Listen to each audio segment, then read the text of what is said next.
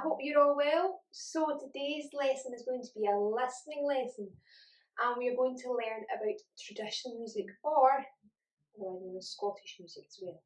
And in today's lesson we're going to learn about all the instruments that make traditional music, and listen to the different styles of music which make traditional music. This is inspired because it's Ravi Burns' birthday, and I thought it'd be interesting for you to learn about traditional music as it is themed around Ravi Burns. And what we'll do at the end is we'll have a little quiz where you're using your ear. Now, I class you guys as musicians. I always have my musicians of the week, and it's always musicians because it's hard for me to pick one of you. But and the reason I call you musicians is because you can play like me. You are a musician, I would class you as one. So you're going to use that ear and you're going to listen to the music, and you're going to identify maybe what instrument it is that you're listening to and what style it is that you're listening to maybe as well. But we'll get on to that at the end, because first of all we need to learn about what they all are. Okay, so let's go over our instruments first, and then we'll go over the styles. So there are many different kinds of instruments that when you hear and you listen to, you can instantly think, oh, that's that style of music. So if you heard an electric guitar, you might think, oh, that's rock music. Or if you heard this piano playing and someone's singing along with it and it's very slow, then you think, oh, that's a ballad, that's maybe pop music. And the same happens in traditional music. And one of the most popular instruments within traditional music is the fiddle. And the fiddle looks like this. You're probably looking at it thinking, that's a violin. And you're completely right, it is. A violin and a fiddle are the same instrument. It's just how they are played and what style they're played in, which changes the name of it. So if you're in an orchestra and you're playing classical music, it would be a violin that you'd be playing. But if you're playing traditional music, country music, then it would be a fiddle that you would be playing. And so the fiddle, as I say, looks like the violin, but it's just played differently because of the style. You have the bow on it, which you put onto the strings, and you can either bow them back and forward, so you can move forward and backward on the strings to create a lovely sound, or you can pluck the strings. There's also tuning pegs at the top to change the tuning of it so it makes it sound much better, keeps it in tune. That's the fiddle. And the fiddle, let's have a listen to the fiddle. The fiddle sounds like this.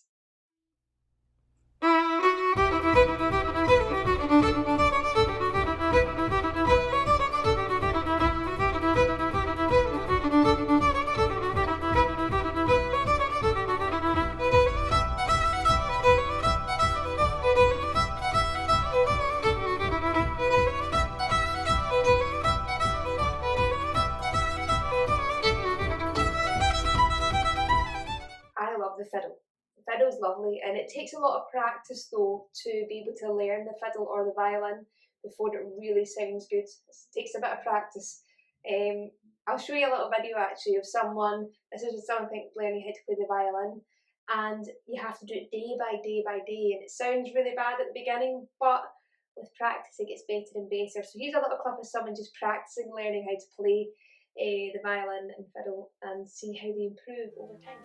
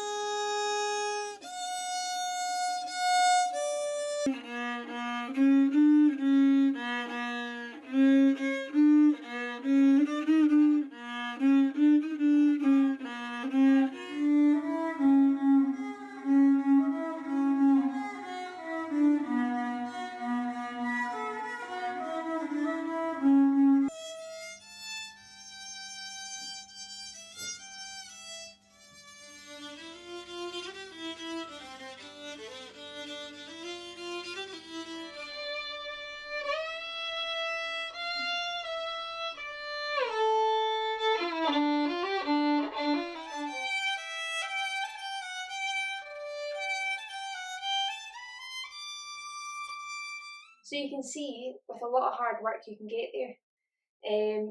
as I say, the fiddle, I love it. I think it's a fantastic instrument, and it really is iconic within traditional music because there's even a band called Blazing Fiddles within traditional music, so it's got a real key part. It's the heart, I would suppose, say of traditional music, and it's a lovely instrument to hear. So next, we'll talk about the bodhran. So the bodhran is like a drum, and it's circle like this, and you hold the bodhran, and you have a stick, and your hand moves up the bodhran like this, almost like if you could put your hands like a phone. It moves up and down the skin, so that's the kind of film on top of the drum, and you strike it with the stick. Nice and gently, it's not like hard that you're striking, it's just nice and gentle. And you see in the video that I show you, the man's hands are almost like butter. It's like so loosey goosey. It's like so nice and light, and it doesn't feel like he's putting a lot of strength into it, because that's the whole point of the bodhran. You've got to have that kind of loose action on it, so you can strike it up and strike it back down again as you're doing that, but you do it really quickly, and it just adds that beat to the song, and it's a lovely instrument again. Comes in different sizes, smaller, medium and large. Depending on the size would depend on the volume that it will be. But again, it is a very cool instrument, and it's very much a traditional instrument. You're not really going to find the bodhran in anything else other than traditional music. So let's have a listen to the bodhran.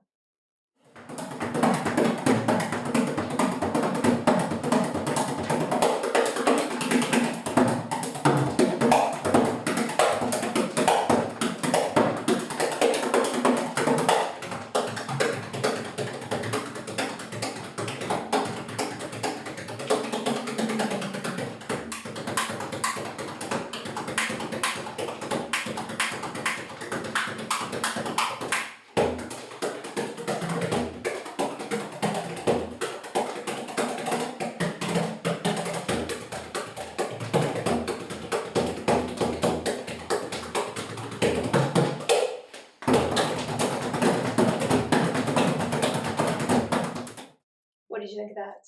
It's a cool instrument. I love listening to it. I love listening to people just playing it on their own sometimes, like the video I just showed you, rather than the band. In the band, it sounds amazing, but just on when it's isolated on its own, it's quite cool to watch and listen to. Okay, so now we're on to the accordion, and the accordion looks like this. And you might have seen this before as well, or you might not have. The accordion, I think, is amazing. Once you break down all of the components of it, that creates the sound of it, it's quite amazing to think that this person who's playing it is doing all these things at the one time. So the accordion, you sit. It's got, imagine like you've got a rucksack, your school bag, and see the straps of your school bag. That's exactly what comes onto the front.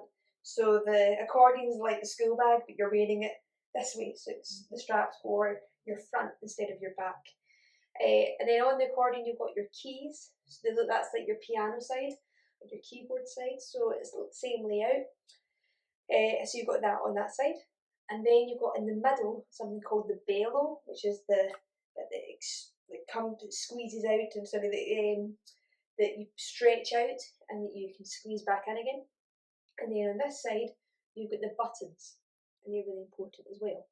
So the keys side is where you play the melody, which is amazing to watch when you watch someone play the accordion, because their fingers can move so quickly without even they're not looking at what they're playing. It's all just muscle memory, and knowing exactly where you are. So you can really play the wrong note, but it takes a lot of practice to do that. But that's the key side. The bellow, which is the bit I was talking about, where you squeeze or you pull it out to it's in the middle bit. And what that does is when you expand it or you contract it, you're allowing air to pass through into the inside of the accordion. And inside the accordion, you've got the little reeds. You might have heard me talk about reeds before. That's the things that I say. It's like the blades of grass that are compressed together. A bit like if might have done this, might not have done it, but a nice sunny day, you get a bit of grass and you can put it in between your lips. You blow it and then it creates a sound. So it's like that's what a reed is made up of. There's lots of grass, and that's inside the bellow of the the accordion, and when you, as I say, you expands and it contracts, that air passes through and that vibrates the reeds on the keys inside and that creates the sound.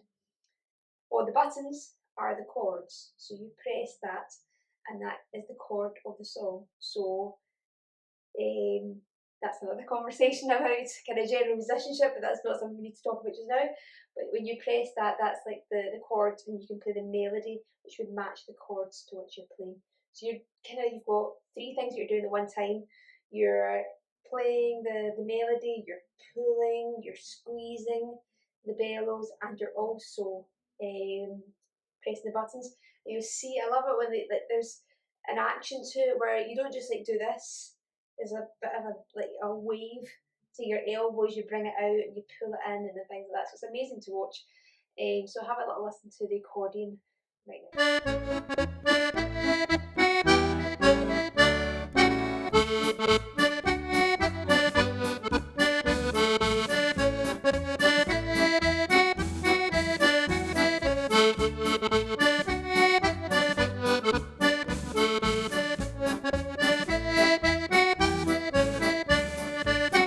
Okay, next up is the whistle. Now, if I show you this, this is what it looks like. And you might look at it and you think, I know what that is. I actually play one of those, or I've played that in school. You might have, but there's probably a better chance that you've played a recorder and not a tin whistle. They are from the same family of instruments, and to be able to play the tin whistle, you need to learn the recorder first. So if you are learning the recorder, this is something you could progress to and learn in the future.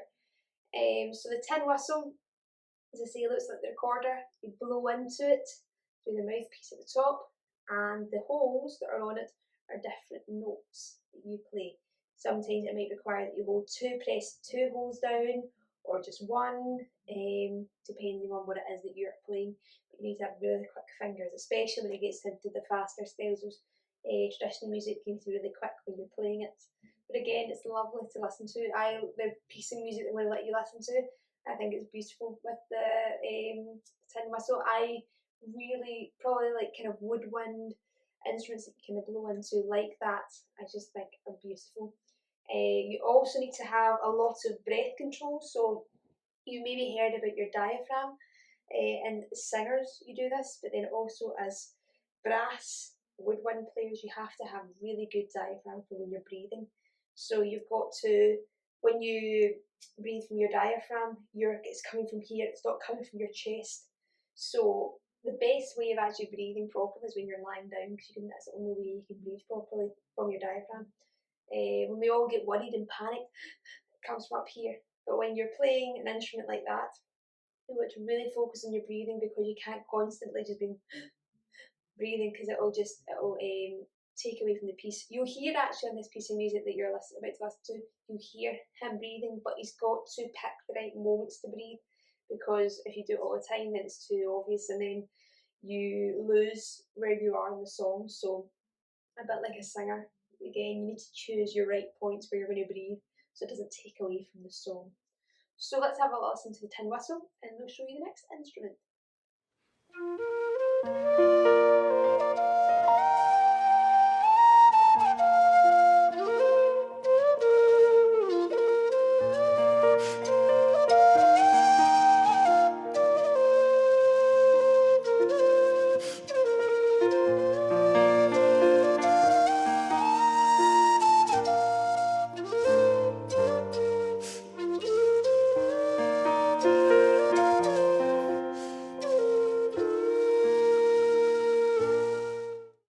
Okay, so next one is the bagpipes. Now I'm sure you must all know what the bagpipes look like, but do you know how it works? Because again, there's a lot going on inside that instrument and outside that instrument in order to create the sound that you hear. So the bagpipes, just going from what I finished on the last time, you need to have a lot of air, and know how to use your diaphragm to breathe properly in order to produce the sounds.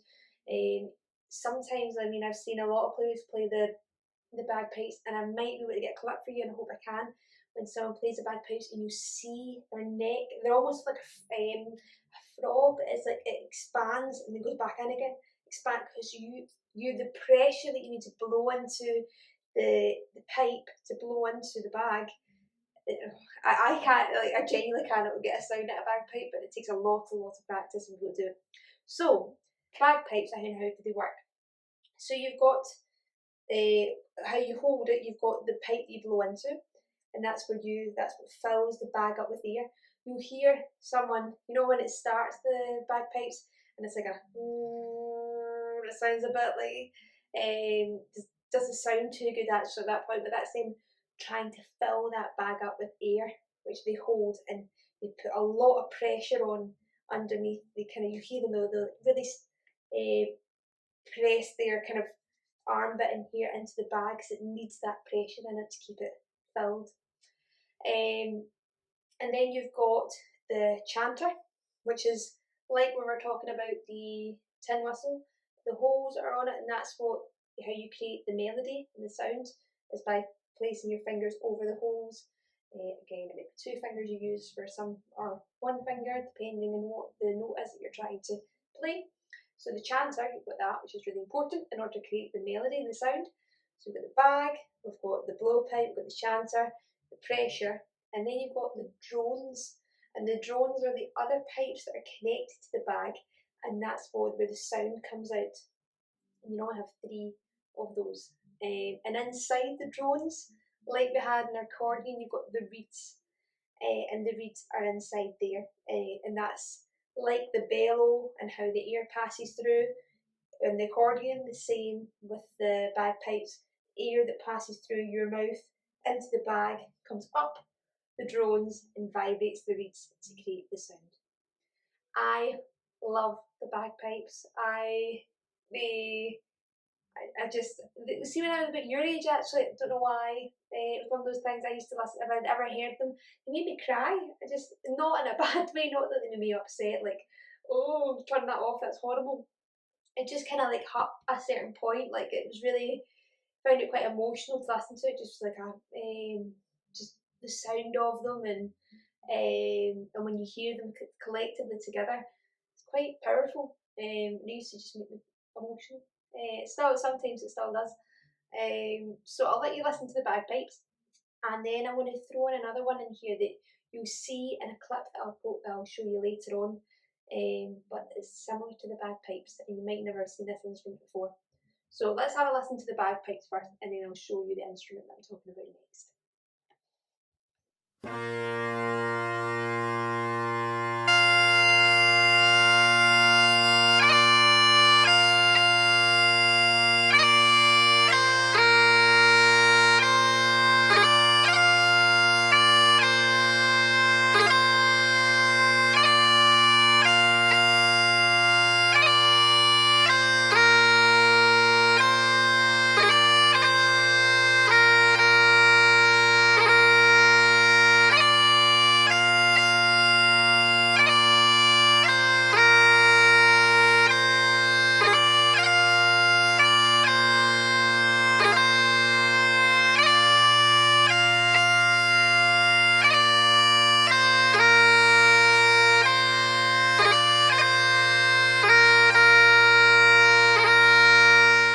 Okay, so next up, similar to the bagpipes that I was talking about, are the Irish pipes, or they're called the Uilleann pipes. And they look like, if they lay flat on the floor next to a bagpipes, they're very similar looking, but how they're played is completely different. So unlike the bagpipes where you blow through it to fill up the bag, the Irish pipes, you have, like the accordion, you've got a bellow, which is normally under your right arm, and that's what you use to squeeze and push and pull air into the bag, which is under the other arm. So you'll see when they're playing it, there's a chanter, which is to create the melody, but their arm is moving like this to put air into the bag in order to create a melody. It's got a bit of it's not as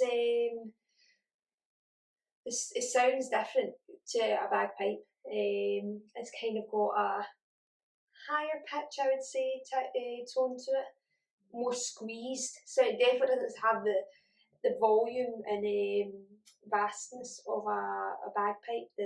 the Irish pipes are definitely a bit more mellower, a bit more higher pitched but smaller at the same time. You'll hear when you listen to it the difference. But that's also used, these are also used in traditional music, and in the song that I'll show you later on, you'll hear it, so that's the reason why I want to show you it, because I'm not there to describe it, so you might be wondering what is that, and that's what that is. So let's have a listen to the Irish pipes.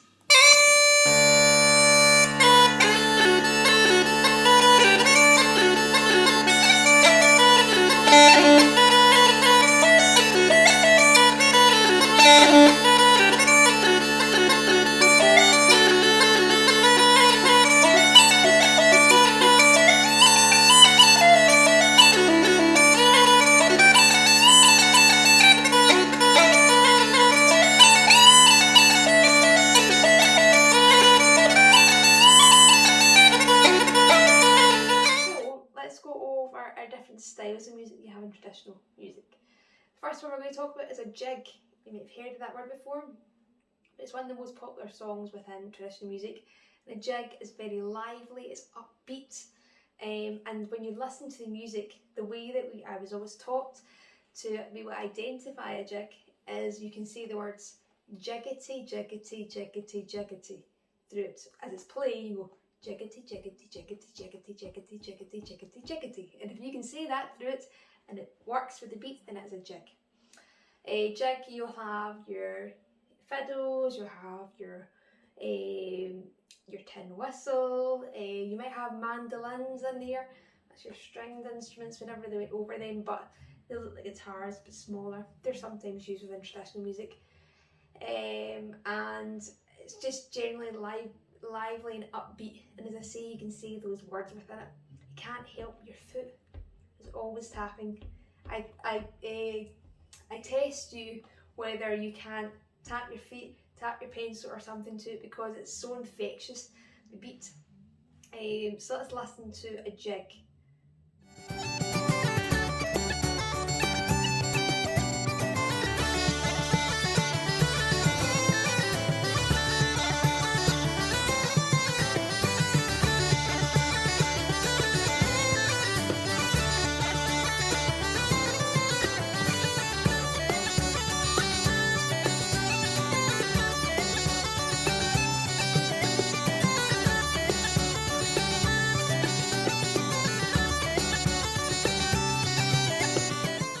So next is something called a strathspey.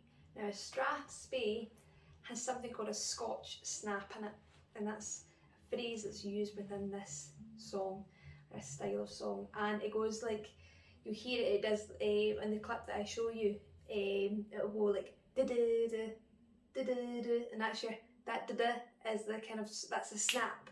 That's the bit that you know instantly that's a strathspey, and it makes it, because it's got that Scotch snap in it. So you hear that kind of bit going back and forth. So she'll be playing and then you go ba ba ba, and that is that Scotch snap again, to let you know that it's a strathspey.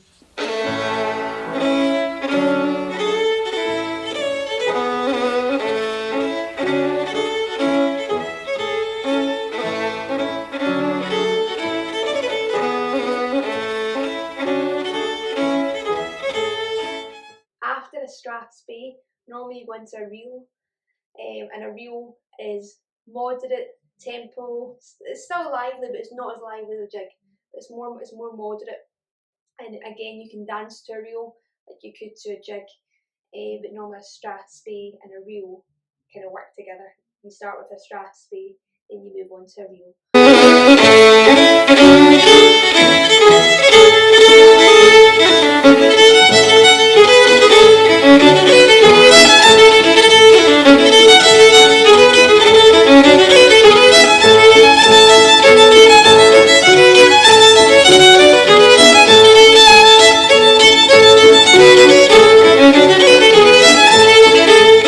Next up is a waltz. Again, you might have heard of a waltz before. You get it a lot in Strictly Come Dancing. And the waltz is all about the timing. It's always 1, 2, 3, 1, 2, 3, 1, 2, 3, 1, 2. It's kind of got a flow to it. Okay, and that's, Normally it's quite slow and lovely to listen to. The piece of music I'll let you play. Again, I'm biased. I picked all the music that I like, but it's lovely in my opinion. But it's really nice to listen to. Quite melodic, easy to listen to, and you can imagine that if you were dancing to it, it would be a slow dance and it'd be lovely. If it was on, if you maybe listen to it and think of taking that song and putting it on Strictly Come Dancing and how they would move around the floor. Don't think they were moving around really fast and speedy, like maybe something like a quick step if you're into Strictly.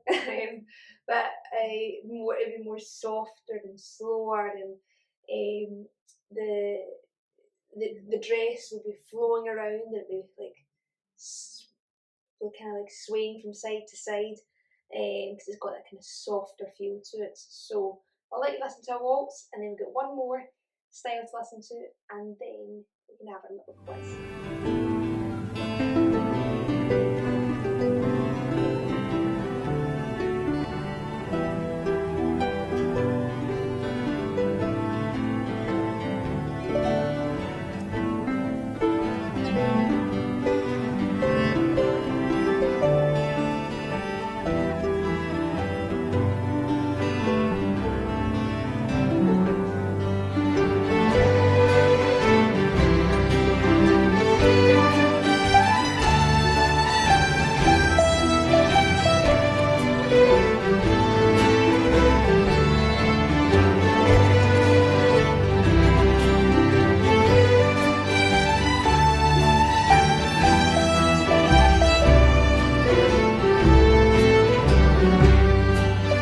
Okay, last one is a march. Now, I said this at the beginning of the video that I'd seen some of you doing marches in schools for your Scottish country dancing.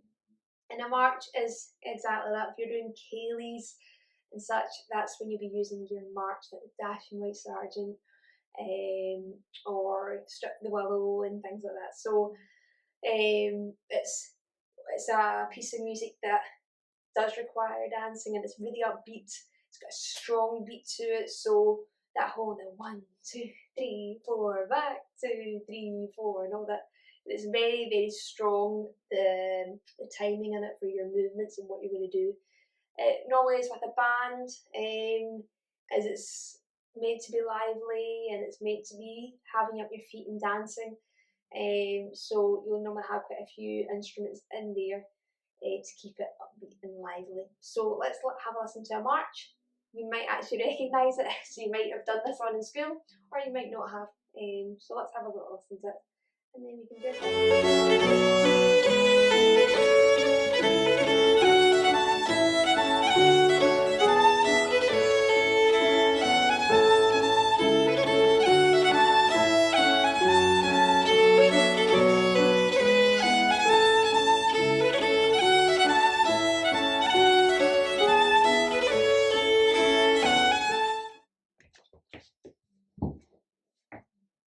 Okay, so now we're on to our quiz, and what we're going to do is I'm going to let you listen to a piece of music, and on the four corners of the screen, I'll have different instruments names on the corners. So, for example, I might say tin whistle, accordion, fiddle, bagpipes, and you've got to listen to the piece of music, and you've got to think: am I listening to a tin whistle? Am I listening to the fiddle? Am I listening to the bagpipes? And you've got to work out which one you think it is. So I'll let it play for a bit of time, and then after, what I think would be a good amount of time, there'll then be a green box around the correct one, and then you can see if you get it right. So you've got to use that musician's ear, really hone in and listen to it. Does it sound like it's been blown into? If it's been blown into, it's got to either be a bagpipe or a tin whistle. Does it sound as though it's being played by keys? Can you hear that bellow moving in and out? And it's got to be an accordion. Or does it sound the strings? Can you hear the strings being bowed or plucked? So then it's going to be a fiddle. So think about these things. That's what you're listening for. That's the key elements to an instrument. Think about how it's being played. How does it sound like it's being played? And that'll give you a little clue. So look out for the green box and see if you're correct. And then when it comes to, we'll do one for the styles of music. So listen to the music and work out, is it a strathspey, is it a reel, is it a jig, is it a march, is it a waltz? See if you can work it out. Now think about all those things that I've taught you, think about your clues. Is it upbeat and lively? Can you say jiggity, jiggity, jiggity, jiggity, jiggity to it? Or is it more moderate, a bit slower, but still upbeat, but you can't say jiggity to it? So it's got to be a reel. Has it got that Scotch snap, is it? And it's, sorry, a Scotch snap in it. So then it would be a strathspey. Is it going da da da? Is that got that in it? Then that's your strathspey. Or is it a waltz? Can you imagine it in Strictly Come Dancing? Can you count that 1, 2, 3, 1, 2, 3 into it? Or is it a march? Is it like your Dashing White Sergeant? Is it like your Strip the Willow? Think about those. Is it that? And see if you can work it out. And narrow it down. So just think about all those little kind of clues to help you and see if you can get it correct. Because the wee green box will go around the correct one. If you get it wrong, don't worry. It's all about learning. So it's amazing if you can get it right, but just try your best. That's what all I would ask for. Okay, so I hope you've enjoyed today's lesson and I hope you enjoy the quiz, and I will see you next week.